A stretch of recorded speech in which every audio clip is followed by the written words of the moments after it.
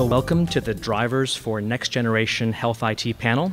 I'm Steve Wardell, the moderator. I'm with Activate Networks, a social network analytics company in healthcare that maps the real-world social networks of physicians to help drive physician behavior change through peer-to-peer influence. Our panelists today include Dr. Marty Cohen, IBM Research's Chief Medical Scientist for Care Delivery Systems, Steve Levin, the CEO of Conance, an innovative revenue cycle management company in healthcare, John Moore, the founder and managing partner of Chilmark Research, the leading health IT market research firm, and William Crawford, CEO of Beacon 16, the leading healthcare software design firm and former head of the informatics group at Children's Hospital of Boston. Today we're going to talk about the major factors that are affecting the healthcare system and healthcare IT, and sometimes that are affecting all of society as well, and what they mean for the next generation of healthcare IT. I'll kick off with some questions, and then we'll open this up to the audience. My first question, and we'll just go down this line here to have people address it, but one of the major drivers of healthcare for the next 10 years or forever is going to be the imperative to bend the cost curve down, to make healthcare more affordable to patients and more affordable to all of society. What are some of the ways that healthcare IT is going to be able to be successful in bending the cost curve? And how will payers and providers stay profitable if society manages to slow the growth in healthcare spending? I thought I'd hand that over to Steve Levin first. Good afternoon. First off, thank you for letting me join. I think I'm a last-minute substitute. David Franklin, my colleague, happens to be in Dallas, I think. So I'm filling in. And to the question, and I think in this panel I have a unique perspective, which is I'm actually not connected in the clinical enterprise. So Conance and the work we do, we live in the administrative side of it all. So I live in the overhead, no value world, right? So after we've been treated and we feel good and go home, we start figuring out who gets paid, who has to pay what, how much, and how do we get the money in the bank accounts and moving it around.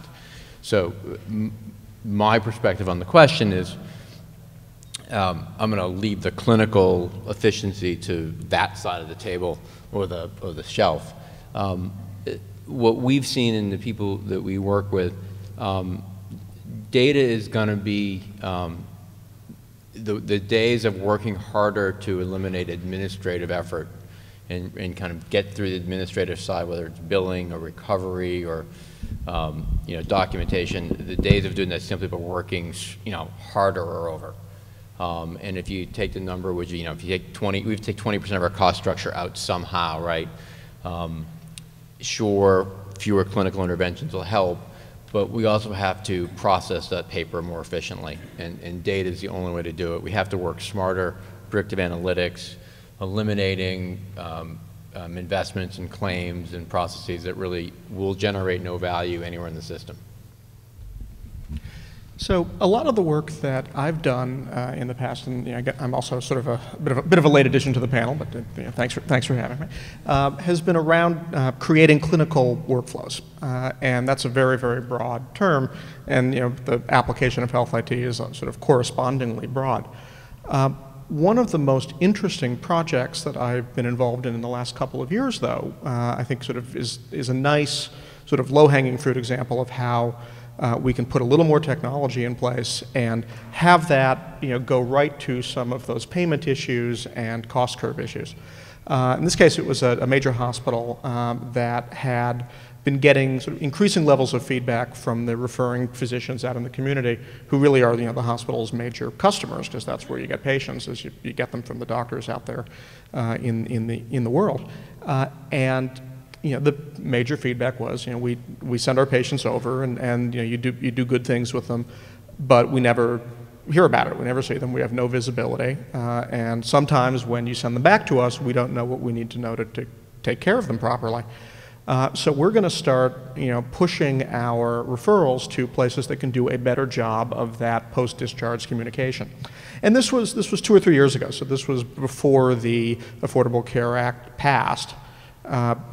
and before people really were thinking about ACOs. And so what we did is we came in and we designed a whole bunch of workflows and figured out how to pull data out of their EHR and interviewed 50 physician offices and tried to find out what they needed from hospitals.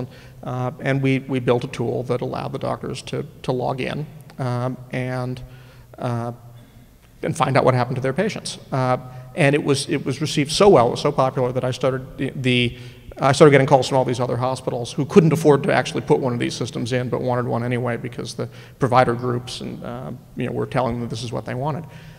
So I think there are opportunities right now to focus not on this sort of grand scheme of let's tie every patient record together in the great sort of patient record in the cloud, but let's focus on how we can take the information that may already be generated in these contexts and create really efficient, really clean workflows to actually put that into the hands of people who need it more. And then you start to bend the cost curve around readmissions, you start to bend the cost curve around chronic care, and you do have hospitals that are going to have to adjust their staffing and adjust their service offerings to address that. And I think that's going to be where a lot of the strain in the system is going to come in the future. I tend to look at things from the policy perspective on a broader scale. So if we're looking at bending the cost curve, we need to know what are the incentives for the current graph of rapidly increasing expenses, explanations of why we pay twice as much per capita as the next most expensive country in the world and still get relatively lousy outcomes. And one of the fundamental causes of the way we pay for health, the expensive part of our healthcare is we're still, for the most part, working in a fee-for-service, volume-driven model. The more you do, the more you get paid. The more you sit and think and consider, the less you get paid. I saw that in emergency medicine. For me, from an economic point of view, as an emergency physician, the best day for me was a series of what were called 7.5 to 12.5 centimeter intermediate lacerations. Laceration required 2 layers of closure. It took me about 12 or 13 minutes to repair such a wound, and I got paid 3 to 4 times as much as I got paid for taking care of somebody having a heart attack. So misguided. So most physicians are still in this process of the more I do, I have to see 6 patients an hour. I don't have time to think. I'm going to order a lot of tests because I don't have time to really think. Those are some of the issues that provoke our cost curve. Up until now, up until the last few years, most of information technology has, in effect, been towards supporting that model, making it more efficient, improving your recovery, making your billing process cheaper, but fundamentally supporting that fee-for-service volume-driven model. The goal for the future is moving towards outcome-based model. Look at outcomes, not units of service, and measure your contribution by the outcomes you get for your patients or your population, and reward them, get reward based on that. Without that transition, we're never going to bend the cost curve, as long as nobody in the long term is going to act against his or her own economic best interest. So we need tools that overcome the obstacles that people see in moving towards that model. These objective ways of evaluating patients, defining metrics that represent outcomes that people can understand and work towards. Decision support tools that make it easier to make efficient decisions, not take a shotgun approach to lab tests because you don't know which one is going to give you the result. So I see that's the future of bending the cost curve, is attacking the problems that lead to this increased expense, keeping people healthier and out of the hospital. If we look at Denmark as an example, and Denmark has been in this arena of outcomes-based, patient-enabled, a completely wired system for about 15 years. In the last 10 to 12 years, 60% of the hospitals in Denmark have closed. By using evidence-based decision-making, keeping patients involved, giving them access to their physicians around the clock. They've done such a good job at keeping people healthy that they no longer need that number of hospitals. So that's the arena we have to be in. Defining outcomes, making it possible for people to work in the outcome-based arena, defining the reward. If you have a Medicare patient who's 75 years old with 3 chronic diseases, sees 14 clinicians a year, How do you get them all to work together towards the same goal of improved outcome? So collaborative tools that allow all the clinicians to understand what everybody else is doing, the patient understands what's doing, they're all oriented towards a goal of keeping this patient healthier and out of the hospital and getting rewarded for it. So there's a challenge if you move away from the fee-for-service basis, is that people feel threatened. They tell a cardiologist you're now going to be in an organization where you're going to get 30% fewer referrals and see 50% fewer, do 50% fewer catheterizations. Sign here. You're likely to get an answer that's 2 words that aren't happy birthday. But if you involve them in a system where everybody understands what's going on, there are goals for outcomes, and they get rewarded for achieving those outcomes, then we can start moving. So I think that's where IT has to go. Okay, I think I would say from my perspective, I see 3 things. One, on a personal note, a relative of mine, it took his physicians 2.5 years to finally get the right drug regime for him to treat his depression. So he had to try a lot of different therapies before they finally figured out the right one that works for him. Now, what if we could use IT in somewhat to the extent of comparative effectiveness, understanding his physiology, his makeup, and be able to get to that target therapeutic in 6 months instead of 2.5 years. That's one potential I see with IT in terms of bringing that cost curve down, because then right there you've eliminated 2 years of other visits to the emergency room, what have you, when he goes into a severe depressive episode in the treatment. Secondly, I think with IT, and once we start getting, we talked a lot about HIE. The problem with HIE today is you can't get actual data that you can compute with. But if we get to that point, I think, and also as we start moving towards these new models of reimbursement, again, we're starting to trend back to a capitation model. I believe with IT, we can start understanding what our true population risk is, as an organization, be able to stratify that risk, find out who are the ones that are going to be the high-cost patients, and do more early interventions, more frequent interventions with them. I think part of the problem with a lot of the HIE initiatives I've seen to date is everyone's trying to boil a different ocean. And I really think we need to narrow this down to say, okay, what population's at greatest risk? How do we manage that given population to keep them out of the hospital, keep them out of expensive acute care settings, and treat them in their home environment? Sorry, John. Sorry, John. 3. Because I really like the first 2. Yeah, okay. So what did I say? Okay, and the last one that I think is a really good example of maybe where healthcare is going is when you look at the concierge care market. If you look at a company like One Medical or Qualliance, they actually could not find in the market any IT that met their needs for their concierge care delivery model. So what have they done? They went and built their own IT systems. And in the case of One Medical, it's a very robust, very advanced EHR system with a lot of patient interaction connectivity with mobile applications and an iPad app. And what they're able to do is they're able to actually lower their FTEs. Typically, it's 3 FTEs per physician in a practice. They're down to 1.5 FTEs, 1 to 1.5 FTEs per physician in a practice in their concierge care. So they're able to drive down the cost for the service delivery that they're providing. It's a very high-touch service. But what they're doing, much like the banking industry and a lot of other industries, is they're pushing a lot of responsibility back to the patient to do a lot of the work themselves. So those are the 3 areas. Thanks. And what John's, I guess your second point, reminded me that IT has if you go back and you think about where the growth of costs have come from in the last 15, 20 years, it's been primarily around much more effective but expensive treatments and interventions. And the area where you can do research is building the better CT scanner, the better imaging modalities, the more expensive drugs. And you, in fact, have people who used to be very inexpensive because they died, who are not dying anymore, and that's a great thing. What IT does is it opens up, it reduces the research cost for the kinds of innovations that could start to bend that cost curve back. So we have all of these great new drugs and great new devices and great new imaging and all.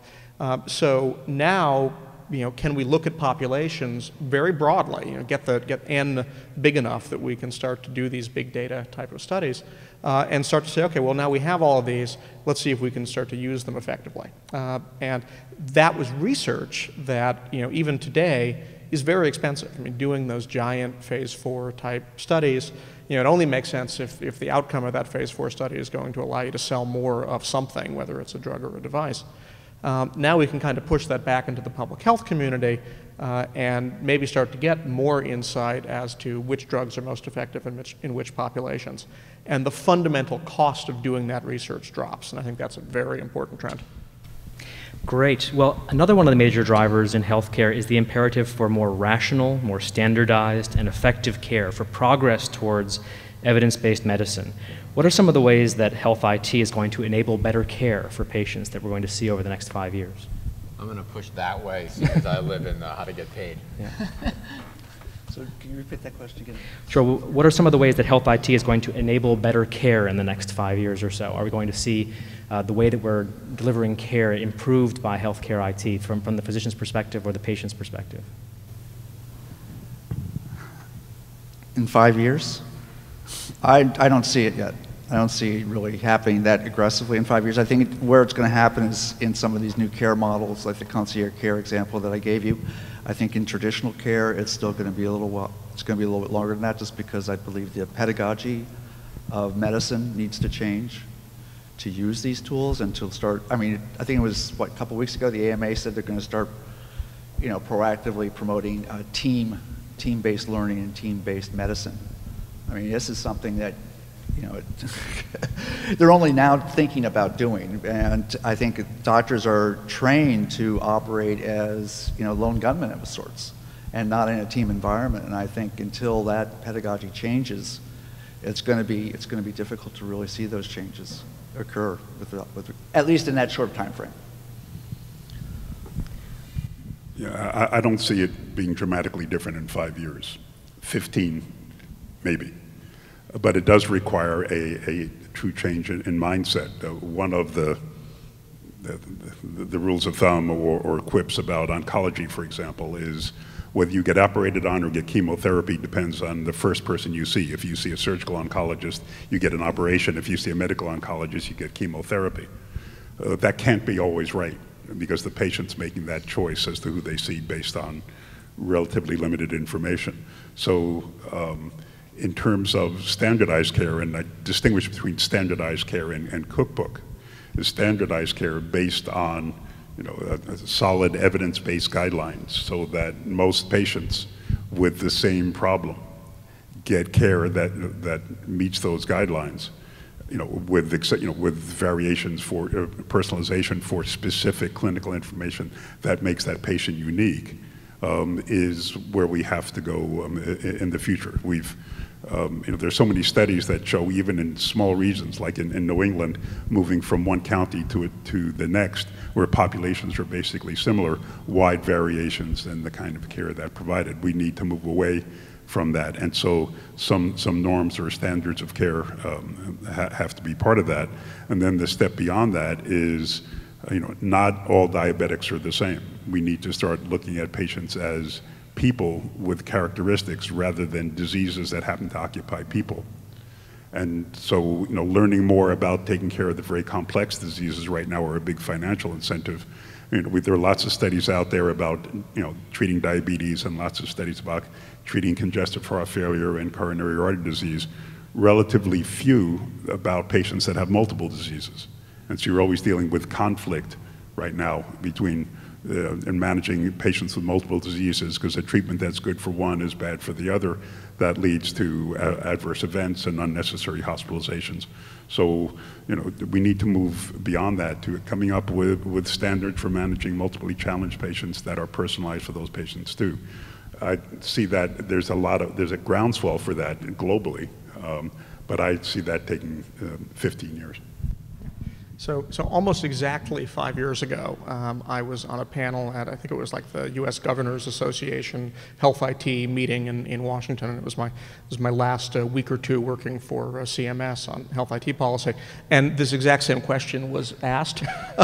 And I think at the time I said that I didn't expect a lot of change, but I thought that we would see e-visits being much more predominant than they were at the time, and that hasn't happened. But what I do think is going to happen over the next 5 years, because of, and I think a lot actually depends on what the Supreme Court decides in the next couple of days. I mean, but if we still have the incentive to, for accountable care organizations, and we begin to have some real progress towards actual payment reform, and particularly payment reform that goes to primary care, and doesn't focus on the surgeons and the specialists as much. And I'm married to a surgeon, so I'm not sure how I feel about this, but I work with a lot of primary care guys. And if we start to see that focus on primary care, then I think we'll see the experiments over the next 5 years, so that when we're on the panel in another 5 years, we'll actually be able to answer the question and say what's going to be deployed and what's going to be rolled out.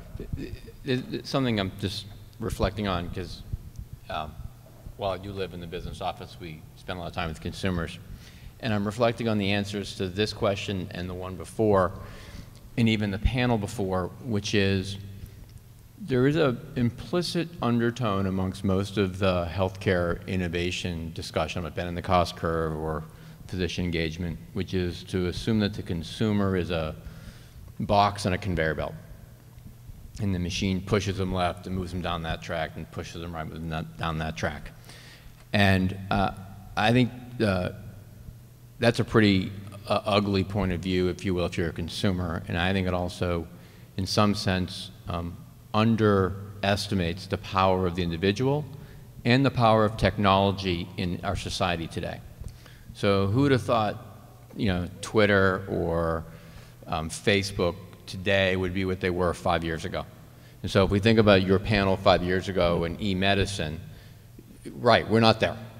But look what in the 5 years has happened in the social media and the way that consumers are engaging one to another, or one to, communities are forming, the way they're getting their medicine, the way they're getting their information. Whether it's good information or bad information, they are getting information. So if you think about what we have to think of, if healthcare IT is going to come at this, it's great that we get an EMR. It's great that whether you're Epic or Siemens or IBM or whoever it is, and you can put the physician record and the hospital record together, and it can be patient-centric, and I can see all the events. But wouldn't it be great if when a consumer went online and looked up something or other, some disease, or went to the hospital website, it didn't look institutional and scare the bejesus out of you? Wouldn't it be great if it looked a little different and it invited you the way a Best Buy website might, or a Google website might? So if we're gonna, this healthcare thing, and consumers actually do move fast. I don't know about you, my parents are in the late 80s, barely understand how the computer works, but they book their tickets online, they do their banking online, they know what's hot, they watch the AARP website, they know what's going on. They're actually texting with their friends on the golf course, and I'm not kidding you. So people that are, quote, technology Luddites, who are going to be laggards, are in the middle of it. So if we're going to look at healthcare and we're thinking about what we're going to try and do to change this cost curve, or to change the way evidence-based medicine works and the engagement, I think we also have to recognize that consumers have a role in that whether it's the current clinical delivery system is going to get their arms around this, or someone else's. But consumers become an agent for profound change in this process. So if you will, 5 years from now, I'm not sure, we're in Boston, right? So I'm not sure Partners is leading that charge, or Steward Healthcare, but maybe Google, or maybe Facebook, or maybe someone else who's 3 in the morning at an MIT lab somewhere coming up with a neat way to link diabetics. Well, Google got out of that business. And actually, it's interesting you say that, because one of the things that I was very heavily involved in 5 years ago was this personally controlled health record concept. And I would almost say that I was more enthusiastic 5 years ago about the adoption of an aggressive consumer role. So I think for that to happen, two things, one thing has to change, and it's payment reform, because you need to create the incentive for the hospitals to actually make that investment, because Best Buy can sell you a stereo, and right now Mass General or partners, it's as in fact that project I talked about in the beginning. I mean, these organizations are thinking a lot about how they can connect aggressively with their customer, but their customer is the referring physician, and that's why they're buying them, and that's why they're rolling out systems like the one I talked about earlier. These changes that we're talking about are not going to be precipitated by technology. These changes have to occur from the people, from the leaders, from the organization, the commitment to move in this direction. At best, and this was a big change for me, because when I started off as a technologist, I really thought technology was the solution for everything. At least in healthcare, to my mind, technology at best is an enabler. It can process information for you. It can reduce the challenges that you have in implementing these policy changes. But the transformative agents in this are people. I'm not going to come up with a computer application that will make all this transformation occur.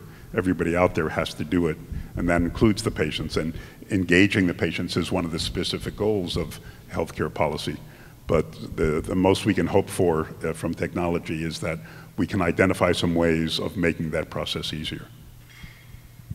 And just following up on the consumer side of things, I think in the last panel it was mentioned that consumer adoption of PHRs, personal health records, is down in the single digits. I think the last study I saw, it's around 7-8%. If you go to Kaiser Permanente, it's around 42 to 44% of their patients are using the PHR. And the reason for that is because they've made it an integral part of the workflow of the physician.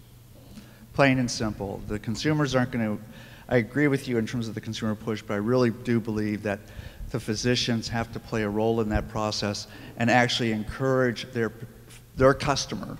Here, why don't you use this, and if you use this application, I will be able to give you better care and you'll get better service from us. It takes two to tango. And you got to have that dynamic, and right now we don't have that dynamic in place today because the physicians see it as just another cost. Right now, I don't think we see either side.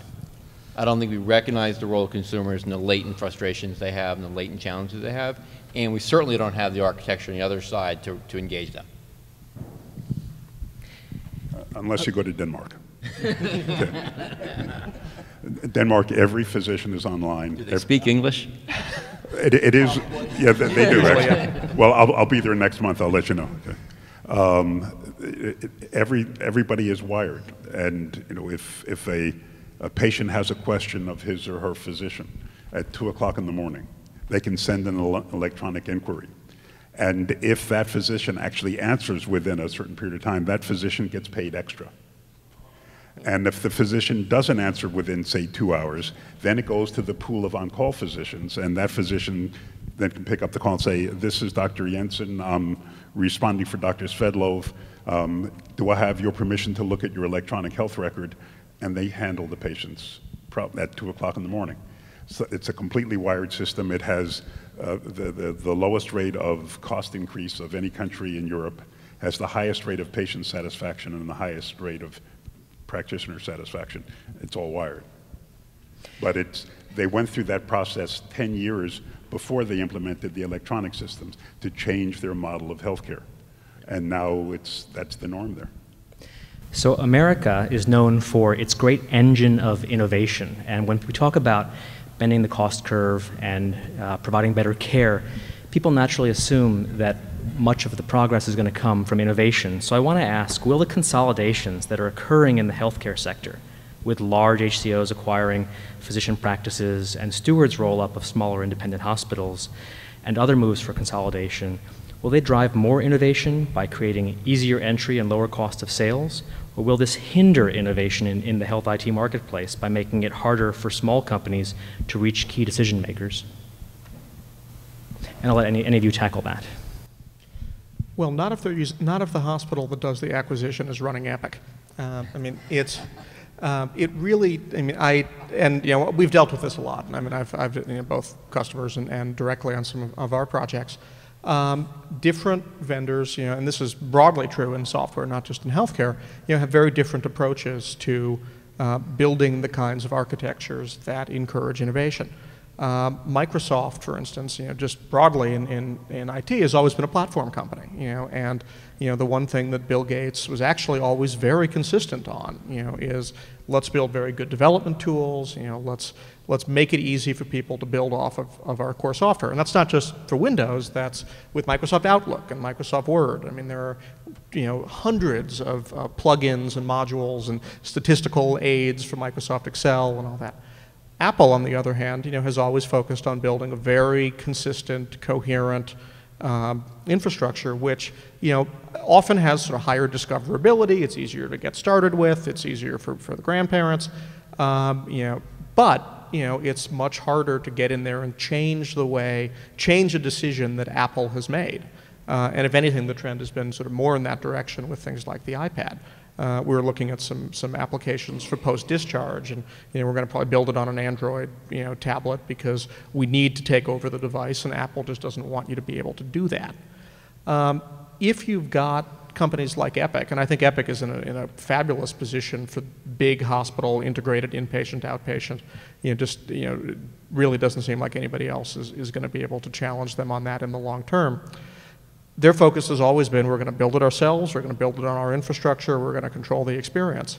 So if you're a small company that has an innovative piece of workflow, coming in and doing that in that kind of environment is much more difficult if it doesn't fit within the little areas that they've carved out as essentially uninteresting for them. So that's something that I'm worried about. And again, I think it's something that the customers, the hospital systems themselves, actually have to start pushing to change, because without those interfaces and without that kind of a platform, they're going to have a lot fewer options, to retool their own business processes on top of the core infrastructure that they have. The Epic comment is one we live and die with. They've clearly taken a point of view, which is our way or the highway, right? The absent the technology, the thing I think about is the decision making and the sophistication of the organization. And so the world today, we heard about three people in a typical business and a physician office today. Of the thousands of hospitals in the U.S., a large chunk of them are 70-bed local community hospitals trying to make a go of it on their own. We've got 200-bed, et cetera, with a business office. A large portion of today's delivery system is living on antiquated technology and without the staff to either replace it or build on what they have. And so they got staff, they're basically caretaking and trying to maintain and keep the wheels on the bus. So if you think about the consolidation, the restructuring, the physicians, the hospitals, stewards, take your pick. There's a good, and the good is that usually by getting bigger, a lot of these people on the end can find themselves with better platforms, even if it's Epic. That will help. So the good is we get slightly more sophisticated, scalable architectures. The bad is that as these things get big, and so if you look at the other end of this continuum, the already very big, they get much slower to test and learn in many cases. So you find out that a decision, if you're one of the 5 really large ones, the ability to test and learn in today's hospital business is pretty hard, and they've wired it so much, they're trying to get standardization that they don't want to test on the margin, and so they become very risk averse, if you will.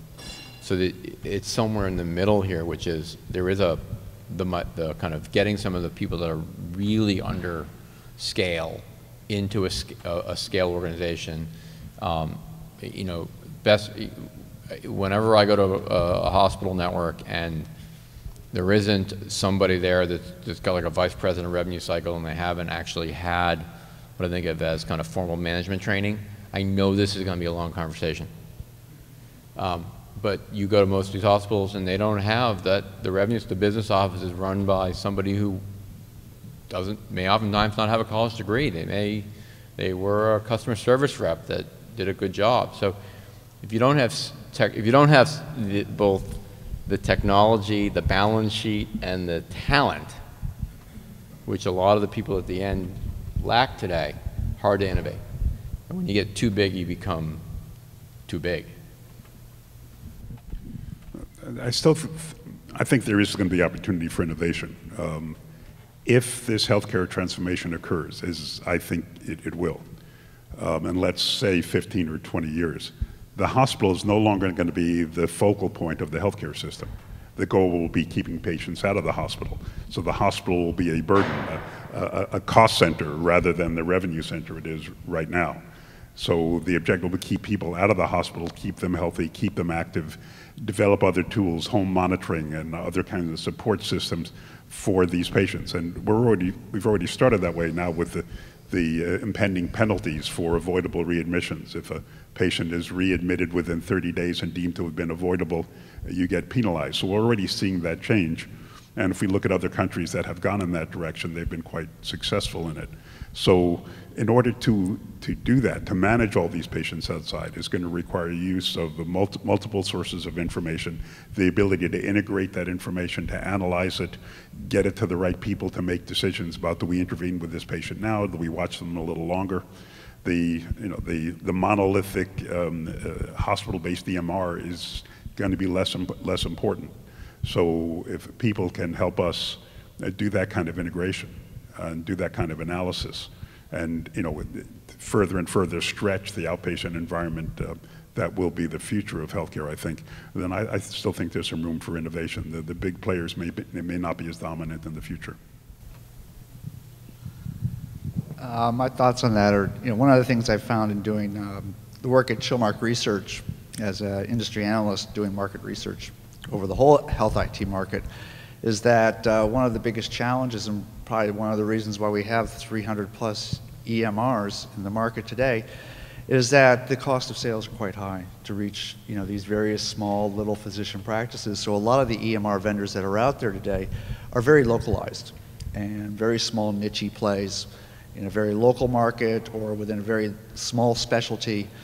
I think as we start seeing some consolidation occurring in the market, I think that'll create opportunities for these companies to be able to pick a customer, and if they get that customer, they can scale much more quickly and go nationally much faster than they can today for some of these innovative companies. And so I think at the end it may be a little bit harder to reach a decision maker, but I think all healthcare organizations are still going to be hungry for innovation.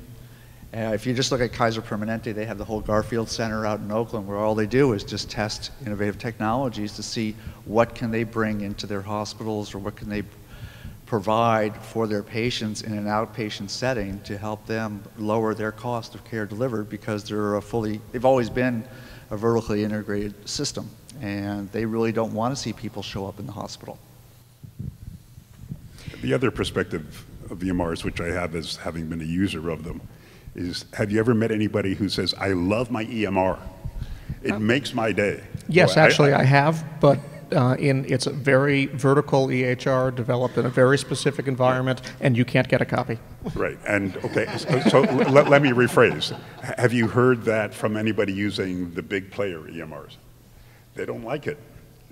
Where I practiced, I had to use 3 different systems on 2 different workstations to get anything done. It was horrific. I was the only member of the emergency staff that actually used it because I'm a technophile, but everybody else found reasons to avoid using it. So, innovation and something that's user-friendly that people want to use and they feel making their day better, I can do more of what I went to medical school to do because of this information system. Boy, there's still a lot of room for innovation in that arena. What's interesting, and to connect that, no one likes their EMR. Even the ones that profess to love the one with the big E don't love it. But Marty, to pick up on your other point, which is, at the moment, your point is, look, hospitals are maybe a business model of the past, right? You're right. It's a care delivery, organization we need to figure out, right? That's the position of last. That's your last cascade, if you will. God forbid you have to go to a hospital. What's fascinating over the next 5 to 15 years is the transformation that our entire sector has to do from one which is we don't know who the long-term winner is going to be. Even Kaiser is not necessarily clear that they're going to ultimately be the right model long-term. They've certainly got a head start, but where the industry's going over the next, whether it's 5 or 15 years, we could be talking about all the wrong winners, right? And it may not be an insurance company, it may not be a hospital, maybe a doc, maybe something that's never been built yet, hasn't been conceived, which is going to pick all these balance sheets up, pick all these assets up, and then restructure them. And if you think that way, which is I think where you're going, all of the IT wiring you've got in place, whether it's Epic or Sorian or whatever you've got, is going to be replaced. Or it's going to be wrapped around in a different way. You're going to put something around it to connect it and wire it in a different way. So what's fascinating is there's a massive amount of innovation, not only in the IT side of it all, but literally the business enterprise that's going to own the IT. Great. Well, let me step in and ask our panelists to put themselves in the shoes of our audience here today, people from hospitals, health plans, and vendors. And we've talked about these megaforces that are driving change and transformation in the healthcare system. Where's the opportunity going to lie for the next several years for the people in this audience? What should they look to as a place of growth for them in their careers or a way to improve the healthcare system? For example, Marty Cohen just mentioned the healthcare entities seeking to keep people out of the hospital. Well, under an ACO payment structure, it will make sense for your primary care physician to keep you out of the hospital, and you'll see very different forms of care taking place. And so that could be, we could finally see the rapid adoption in healthcare of technologies designed to keep people out of the hospital. I'd love to get your insights for our audience about where do you think the opportunities will be starting now and moving on to the future. Well, we can see some, the proverbial low-hanging fruit right now. What are hospital encounters that are relatively easily avoidable? And one of the main focus right now is congestive heart failure. Traditionally, congestive heart failure has the highest rate of readmission after being treated in the hospital for congestive heart failure. There was one study a couple of years ago that showed within 90 days, something like 60 or 70% of patients who had been discharged with that diagnosis got readmitted. And of that number, there was no record of contact with their physician at all for half of those who were readmitted.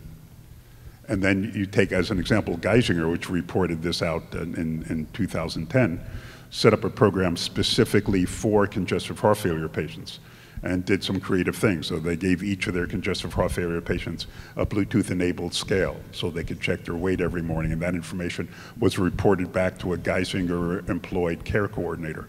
And so if patients' weight went up a kilogram, or half kilogram, with no other explanation, that patient got some extra attention, some diuretic or whatever to fend off the early congestive heart failure exacerbation before it became florid. They paid their doctors extra to be in a collaborative model to follow these patients. And with all the incentives they gave, and they gave them additional incentive if they kept those patients out, despite all that extra money, they decreased the cost of caring for those patients by 7% and decreased the readmission rate by 30%. So even, the current pain point right now with these Medicare penalties coming down is something we can intervene. So it's home monitoring equipment, integrating the information, and right now it's 30 days, a somewhat arbitrary figure, it's bad to get readmitted at 29 days, okay at 31, doesn't make a lot of sense. So that's going to continue to extend, and the real goal is keeping patients out of the hospital. So we have some things we can do right now, meet the pain points, and there's a market there. But then we can also think of the future. It's not just going to be congestive heart failure at 30 days, it's going to be 60, 90, 180 days. It's going to be emphysema, it's going to be asthma. And then we're going to get beyond the chronic diseases to patients at risk for chronic disease by family history or whatever, and start monitoring and engaging them in better managing their own health care. So I think we have some things we can do right now, and that's important because the companies that are going to work in this area have to be financially viable. But if you accept, as I do, that that's the future of healthcare, It may be slowed down the effort may be slowed down if the Supreme Court rules the wrong way.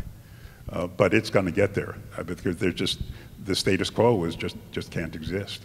So I think there are lots of opportunities now and anticipating the future.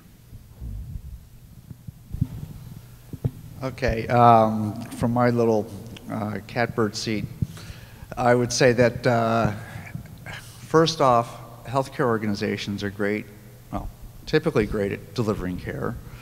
They're pretty terrible at managing risk.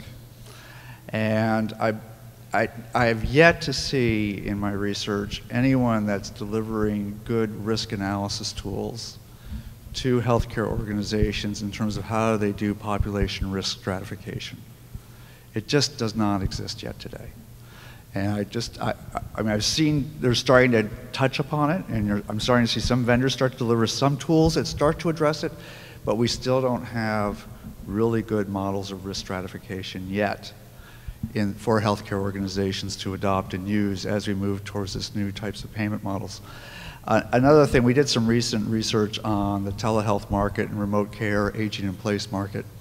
And one of the findings we found there was also there are really no systems solutions that go in and basically network a house and make it ready for someone to age in place. They just don't exist.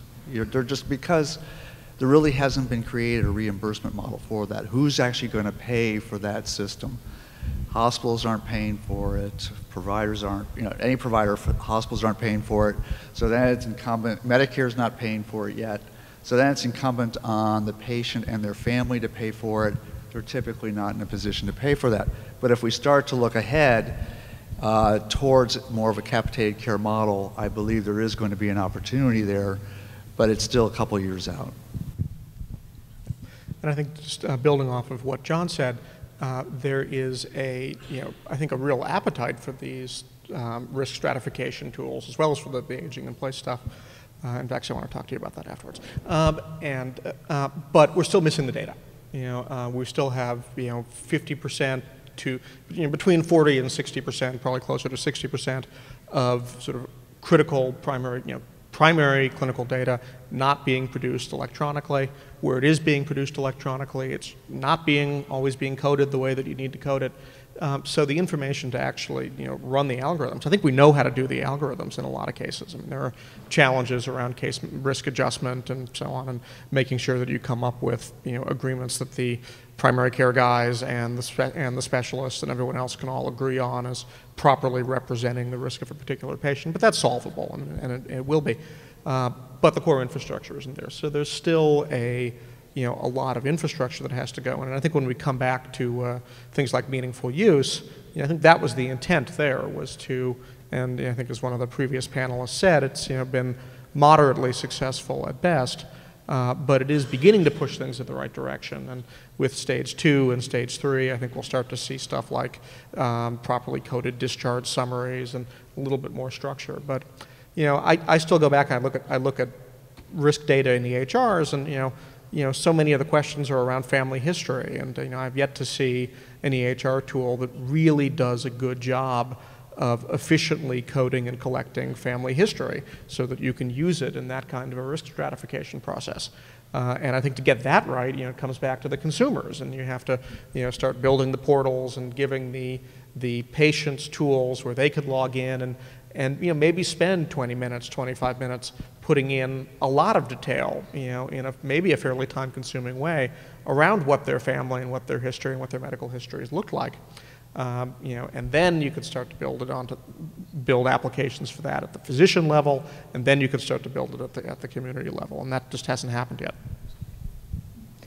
I don't want to sound too much like a marketer, but in terms of the predictive analytics, a critical area for several reasons. If you're going to implement a preventive program, either to prevent somebody who's at risk for diabetes from getting diabetes, or somebody with congestive heart failure to reduce the likelihood they're going to be admitted, you do need to prioritize those patients. There was one study a few years ago that showed that if you took all the patients that were at risk for diabetes and developed a prevention program that covered all of them, to reduce the likelihood of any of them becoming diabetic, they came up with some sort of conclusion that of that group, if nothing had been done, 15 would have become diabetic. With the program, 3 of those 15 did not become diabetic. So it dropped from 15 to 12, but the cost of that program far exceeded the cost of letting those patients become diabetic and treating them. And so from a public policy human point of view, that's still a good deal because 3 people weren't diabetic out of that 100. But on the other hand, if you could have analyzed that group more carefully and identified what would be a more cost and clinically effective prevention method focused on the individual nature of the patient, you would get both better outcomes and less cost. And same thing applies to congestive heart failure. There are patients with congestive heart failure and there are patients with congestive heart failure. And if you come up with the same program for all of them, it gets very expensive. We have an asset called ICPA, IBM Clinical and Predictive Analytics, that uses both natural language processing and structured data analytics to identify patients who are more likely to be readmitted. And it's currently being used at Seton Hall Health Systems in Texas with great effectiveness. And so they are able to identify the patients that need more attention to avoid readmission.